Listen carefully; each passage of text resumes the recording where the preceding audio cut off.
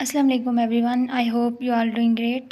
Today we are going to discuss about chapter 7 organic chemistry in second year. Organic chemistry, first of all we'll discuss what is the organic chemistry. Organic chemistry है क्या और इसमें हम basically क्या study करते हैं. तो organic chemistry के अंदर डेफिनेटली केमिस्ट्री है, तो will discuss about the chemicals, compounds and their bonding.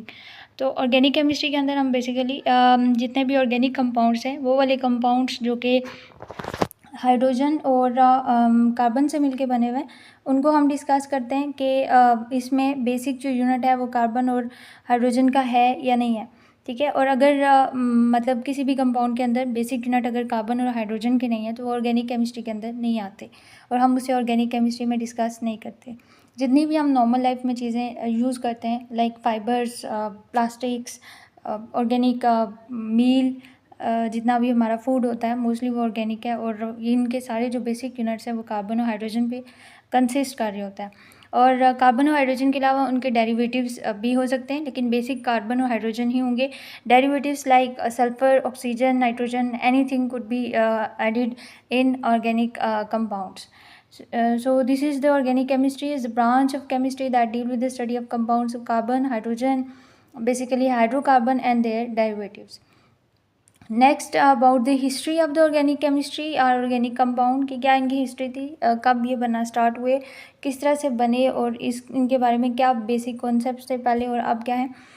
उससे रिलेटेड एक थेरी थी जो कि प्रेजेंट की गई थी, that is vital force theory. According to this theory, organic compounds can't be synthesized in a lab because there is a requirement of a vital force. Vital force mean the basic force or central force. कोई भी एक ऐसी जो है वो force चाहिए होती है ऑर्गेनिक कंपाउंड्स को बनाने के लिए जो कि आम तौर पर लैब के अंदर ये अवेलेबल नहीं है. ठीक है. और ये जो फोर्स है ये सिर्फ और सिर्फ जो है लिविंग ऑर्गेनिज्म की बॉडी के अंदर या उनके वेस्ट के थ्रू वो जो रिलीज़ करते हैं with in the body by using that vital force वो बना सकते हैं. लैब के अंदर हमें नहीं बना सकते. ये एक प्रीवियस कॉन्सेप्ट था क्योंकि साइंटिस्ट 19th सेंचुरी तक ऑर्गेनिक कंपाउंड्स बनाने के जो है वो काबिल नहीं थे या उनके पास इतनी जो है वो कॉन्सेप्ट्स नहीं आई थी कि ऑर्गेनिक कंपाउंड कैसे बनाए जा सकें या उनकी रिसर्चेस के अंदर इतनी कोई सक्सेस उन्हें नहीं मिली थी. तो उस बेसिस पे बहुत सारे साइंटिस्ट ने मिलके एक थ्योरी को कंसीडर किया था, एक कॉन्सेप्ट दिया था जिसके अकॉर्डिंग ऑर्गेनिक कंपाउंड जो है वो लैब के अंदर या हम सिंथेटिकली उन्हें नहीं बना सकते. वो एक नेचुरल सोर्स से आते और नेचुरली ही जितने हैं उतने ही अवेलेबल हैं. तो ये एक थ्योरी प्रेजेंट की गई थी. The early chemist never succeeded in synthesising organic compound and their failure led them to believe that organic compound could be manufactured only by and within the living thing and this compound could never be synthesised from the inorganic material. This theory was referred to as vital force theory. How this theory was rejected and who basically rejected this theory. A lot of scientists were working on this theory that how we can synthesize the organic compound. बहुत सारी जो है वो लोगों की curiosity थी कि organic compound बनने चाहिए क्योंकि ऑर्गेनिक कंपाउंड बहुत ज़्यादा यूज़ होते हैं हमारी डेली लाइफ में. तो उनका कोई सिंथेटिक सोर्स होना चाहिए जिसे हम बना सकें. इन केस अगर उनकी अवेलेबिलिटी नेचुरल सोर्स से नहीं पूरी होती तो हम खुद से पूरी कर सकें.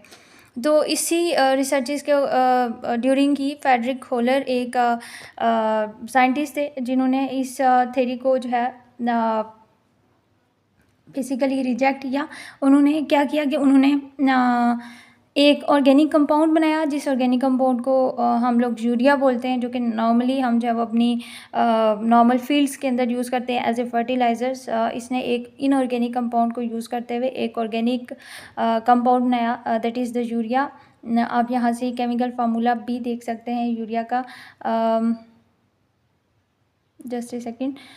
ये हमारे पास यूरिया NH2 दो अमाइनो ग्रुप इसके साथ लगे होते हैं with the basic carboxyl group. और इसको बनाया गया था अमोनियम साइनेट से जो कि मैमल के यूरिन के अंदर होता है. मैमल्स लाइक ह्यूमंस, काउज, बफलस, उनके यूरिन से उसने जो कि इनऑर्गेनिक इन सोर्स है उससे जो है वो एक ऑर्गेनिक कंपाउंड्स ने सिंथेसाइज किया था। तो एक बेसिक जो है वो एक सक्सेस मिली थी ऑर्गेनिक केमिस्ट्री की फील्ड में कि वाकई ऑर्गेनिक कंपाउंड को हम लैब्स के अंदर भी तैयार कर सकते हैं। And you can see now lot of fertilisers are used in the fields to increase the production crops to meet the needs of the increasing population. तो ये जो कैसे है ये इनकी ही बदौलत प्रूफ हुआ कि हम ऑर्गेनिक कंपाउंड को किसी ना किसी इनऑर्गेनिक सोर्स से, मतलब कोई ऐसे मटेरियल जिनका बेसिक यूनिट कार्बन और हाइड्रोजन नहीं है लेकिन हम उनसे ऑर्गेनिक बना सकते हैं। तो ये एक जो है वो इसने कॉन्सेप्ट दे दिया था। अगर हम यूरिया का फार्मूला थोड़ा सा खोल के लिखें तो हमारे पास जो है वो कार्बोक्सिल ग्रुप इस तरह से दरमियान में आ जाता है, ठीक है, और उसके दोनों साइड पे अमाइनो ग्रुप लगे होते हैं। तो इस तरह से इसका जो है वो एक फार्मूला बनता है। और ये जो ऑर्गेनिक कंपाउंड है ये फ्रेडरिक होलर ने बना के एक बेस दे दी थी कि हम ऑर्गेनिक कंपाउंड्स को लैब में तैयार कर सकते हैं। So this was the rejection of vital force theory. Next is the features of organic compound के ऑर्गेनिक कंपाउंड को क्या ऐसी कैरेक्टरिस्टिक्स हैं जो कि उन्हें डिफ्रेंशिएट करती हैं दूसरे इनऑर्गेनिक कंपाउंड से। तो first is the peculiar behaviour. इनका पैक्यूलर मतलब यूनिक, कोई सबसे अलग बिहेवियर उनका जो कि बाकियों से बिल्कुल डिफरेंट हो। तो इनका जो एक पैक्यूलर बिहेवियर है कि ये कैटिनेशन शो करते हैं।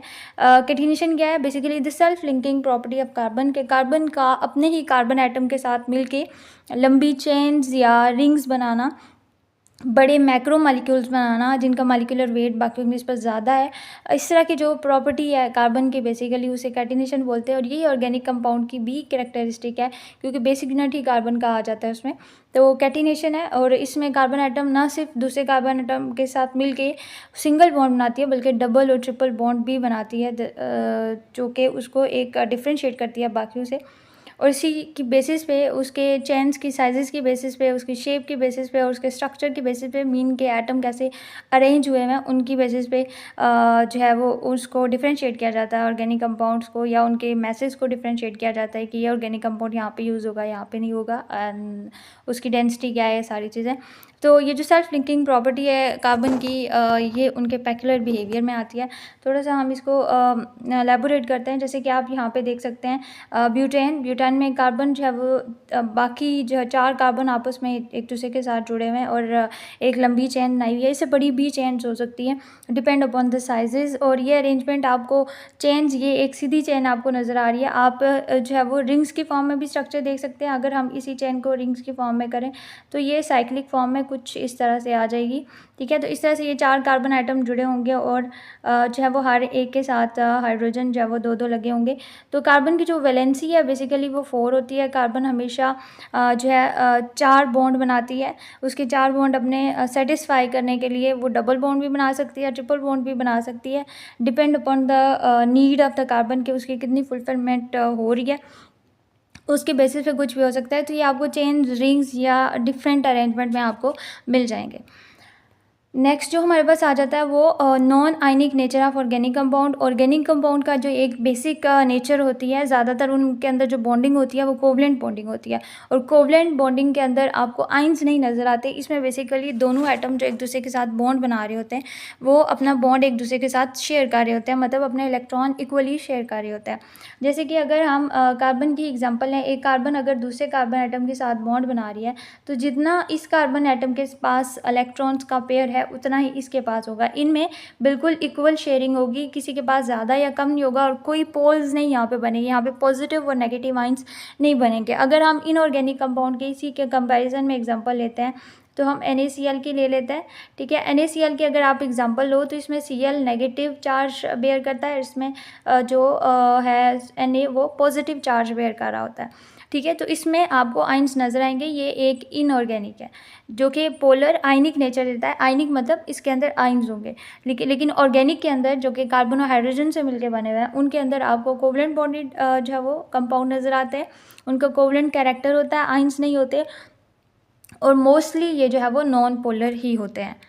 इसके अलावा हमारे पास जो इनकी अगली कैरेक्टरिस्टिक्स है वो सिमिलैरिटी इन बिहेवियर्स, ठीक है। इनकी काफ़ी सीरीज़ होती हैं ऑर्गेनिक कंपाउंड की, ठीक है, on the basis of types of bond, ठीक है। इनकी बॉन्ड जो है वो ऑर्गेनिक कंपाउंड के अंदर सिंगल बॉन्ड भी हो सकता है, डबल बॉन्ड भी हो सकते हैं और ट्रिपल बॉन्ड भी हो सकते हैं, ठीक है। जो डबल बॉन्ड, ट्रिपल बॉन्ड और सिंगल बॉन्ड है, इन्हीं की बेसिस पे इनको डिफ्रेंशिएट किया गया है। जो सिंगल बॉन्ड वाले हैं उनको बेसिकली हम अल्केन बोलते हैं, ठीक है। इसी तरह जो डबल बॉन्ड वाले होंगे उनको हम अल्काइन बोलते हैं, मतलब AN की जगह YNE हम लिख दे लेंगे उनकी, सॉरी, इसमें हम अल्केन की जगह जो डबल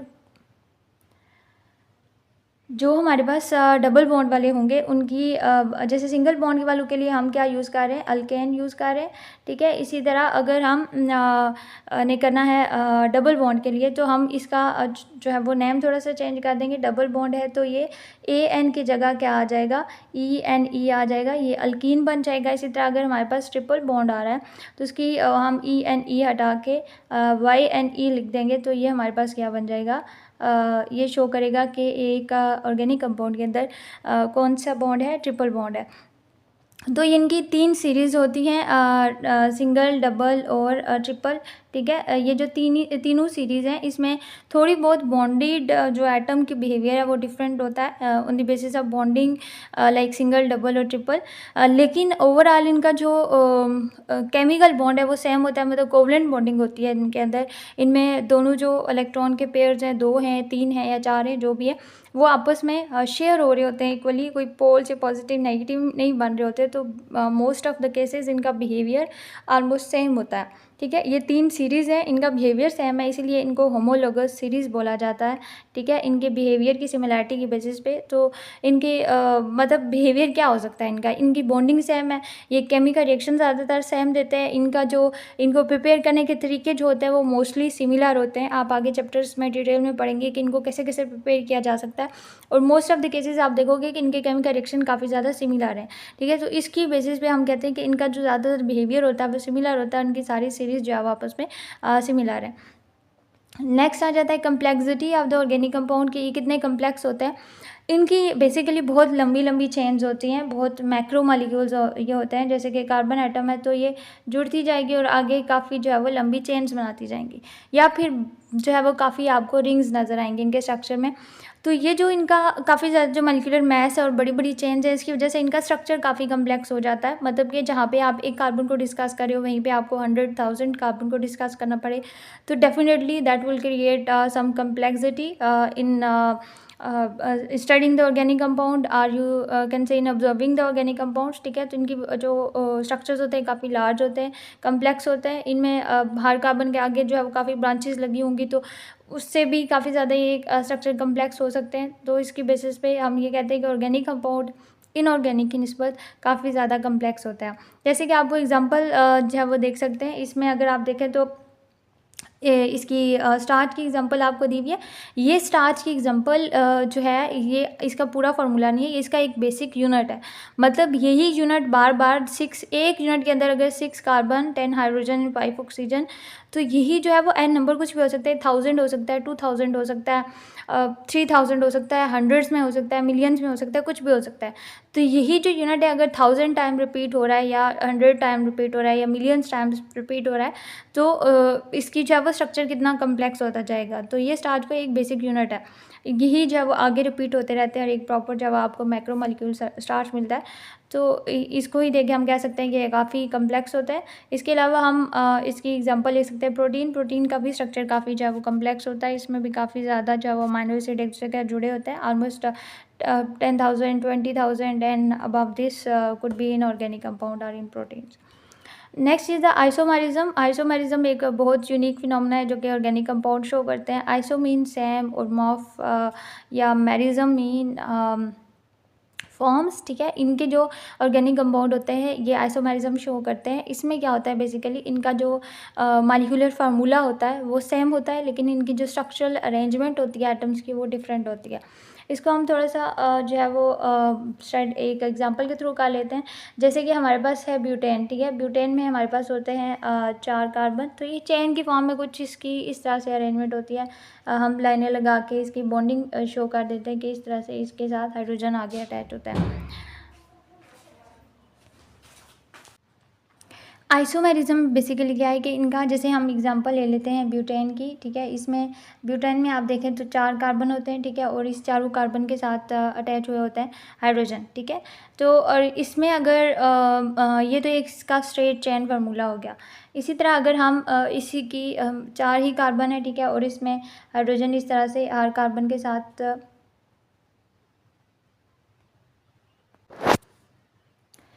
आइसोमेरिज्म में बेसिकली जो मॉलिक्यूलर फार्मूला है वो सेम है। जैसे हम ब्यूटेन की एग्जांपल लें तो इसमें ब्यूटेन के अंदर 4 कार्बन होते हैं और इस तरह से हाइड्रोजन इसके हर कार्बन के साथ जो है वो उसकी 4 की वैलेंसी को पूरा कर रहे होते हैं, तो इस तरह से अरेंज हुए होते हैं। ये तो इसका एक स्ट्रेट चेन फार्मूला हो गया। इसमें अगर हम देखें तो हाइड्रोजन जैसे इसके साथ 3 लगे हुए होंगे, ठीक है, इसी तरह इसके साथ 2, तो इनको आप टोटल काउंट करो तो हमारे पास जो हाइड्रोजन होते हैं वो 10 हाइड्रोजन और 4 कार्बन है इसके अंदर, ठीक है। ये इसका स्ट्रेट चेन फार्मूला है। हमने कहा मॉलिक्यूलर फार्मूला मतलब इनमें जो नंबर ऑफ एटम्स है वो सेम होते हैं, 4 कार्बन है, 10 हाइड्रोजन है, लेकिन इनका स्ट्रक्चर फार्मूला डिफरेंट हो सकता है। जैसे हमने ये स्ट्रेट चेन डिस्कस किया, इसी तरह ये जो है वो ब्रांच की फॉर्म में भी हो सकता है। अगर ब्रांच की फॉर्म में हम डिस्कस करें तो जैसे 3 कार्बन इस तरह और एक इस तरह ब्रांच में लगा होगा, ठीक है। और इसी तरह हर कार्बन के साथ आप उसकी वैलेंसी को सेटिस्फाई करेंगे तो आप देखेंगे दोनों जो कंपाउंड्स हैं उसके अंदर नंबर ऑफ़ हाइड्रोजन या नंबर ऑफ़ कार्बन तो सेम है, लेकिन इसमें जो कार्बन एटम है या हाइड्रोजन एटम है इनकी अरेंजमेंट डिफरेंट होगी। तो इस तरह का जो फिनोमेना होगा उसे हम आइसोमेरिज्म बोलेंगे। Organic compound most of the cases इस तरह के फिनोमेना शो करते हैं। So this is the property of organic compound, that is isomerism. Next is the rate of organic compounds reactions. उनके किस तरह के रिएक्शंस होते हैं और किस तरह की मतलब स्पीड होती है उनकी। तो ऑर्गेनिक कंपाउंड को अगर हम डिस्कस करें तो उनके जो रेट ऑफ रिएक्शंस होते हैं वो काफ़ी स्लो होते हैं, क्योंकि हाई मॉलिक्यूलर वेट होता है और इनमें आयंस नहीं होते, तो इतनी जल्दी ये अपना बॉन्ड तोड़ते नहीं हैं और दूसरों के साथ रिएक्ट नहीं करते, ठीक है। तो इसकी एग्जांपल हम नॉर्मल लाइफ से ले सकते हैं। जैसे कि आप एक 2 ग्लास ऑफ वाटर जो है वो, if you take 2 glass of water and dissolve NaCl in 1 glass and dissolve sugar in other glass, you'll see that जो NaCl है वो बहुत जल्दी डिज़ोल्व हो जाएगा उसके अंदर, लेकिन जो शुगर है वो टाइम लेगी उसको अंदर डिज़ोल्व होने में, क्योंकि NaCl एक इनऑर्गेनिक है। इनऑर्गेनिक के रिएक्शन फास्ट होते हैं तो वो बहुत जल्दी डिज़ोल्व हो जाएगा। इसी के मुकाबले में आपने एक ऑर्गेनिक शुगर लिया हुआ है, उसको पानी के अंदर डिज़ोल्व कर रहे हो तो वो टाइम ले रही है। तो इसी से ही आप कंपेयर करके देख सकते हो कि ऑर्गेनिक कंपाउंड के जो रिएक्शंस होते हैं वो काफ़ी स्लो होता है। Next is the solubility. Organic compound inorganic के अंदर ऐसे डिज़ोल्व नहीं होते, और इसी तरह जो है इनऑर्गेनिक वो ऑर्गेनिक के अंदर डिज़ोल्व नहीं होती इजीली, ठीक है। इसको इस सॉल्युबिलिटी के लिए एक प्रिंसिपल होता है लाइक डिज़ोल्व्स लाइक, ठीक है। एक जैसे ही एक दूसरे को अपने अंदर डिज़ोल्व करेंगे। ये कभी भी इनऑर्गेनिक के अंदर डिज़ोल्व नहीं होते। या आप इसमें से अगर देख लें तो जैसे आप ऑयल्स को वाटर के अंदर डालो तो वो ऊपर एक लेयर बना लेते हैं, कभी भी डिज़ोल्व नहीं होंगे, ठीक है। ऑयल क्या है, ऑर्गेनिक है, और वाटर एक पोलर जो है वो ऑर्गेनिक सॉलिड में आएगा। तो पोलर के अंदर मतलब जिनके अंदर आयंस है वो उनके अंदर डिज़ोल्व नहीं होंगे। या ऑर्गेनिक कंपाउंड ज़्यादातर ऑर्गेनिक सॉल्वेंट्स के अंदर ही डिज़ोल्व होते हैं। जैसे आप ऑयल को डिज़ोल्व करना चाह रहे हो तो आप किसी ऑर्गेनिक सॉल्वेंट के अंदर से डिज़ोल्व करो, बेंजीन, पेट्रोलियम, ईथर, कुछ भी हो सकता है, उसके अंदर डिज़ोल्व कर सकते हो, लेकिन इनऑर्गेनिक के अंदर डिज़ोल्व नहीं कर सकते। That is there unique characteristic जिसे आप उनको आइडेंटिफाई कर सकते हो। That was all about the features and the introduction of organic chemistry. कि ऑर्गेनिक केमिस्ट्री है क्या, उसमें आप स्टडी क्या करते हैं, उसकी थोड़ी सी हमने हिस्ट्री डिस्कस की कि उसमें वाइटल फोर्स थ्योरी उसको कैसे रिजेक्ट किया गया, क्या चीज़ बना के रिजेक्ट किया, किसने किया, and then the feature in short notes हमने ये डिस्कस किए। This was about organic chemistry. Thank you.